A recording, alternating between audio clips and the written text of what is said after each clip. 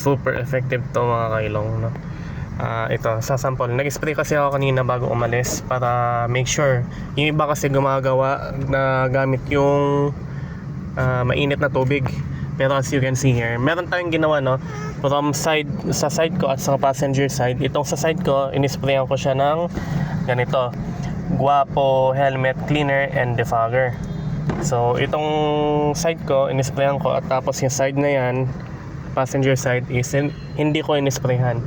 Parehas kong binuksan ng at least 1 inch kabilaan yung bintana.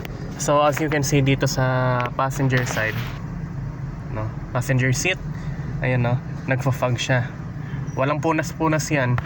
Tapos dito sa side ko, ayan, no, wala siyang ka-fog-fog, oh. See? Effective siya, guys. So worth to buy, lalo na kapag nasa sasakyan ka. Hindi lang pang helmet, pang sasakyan din. Ilalagay na natin to sa ating basket.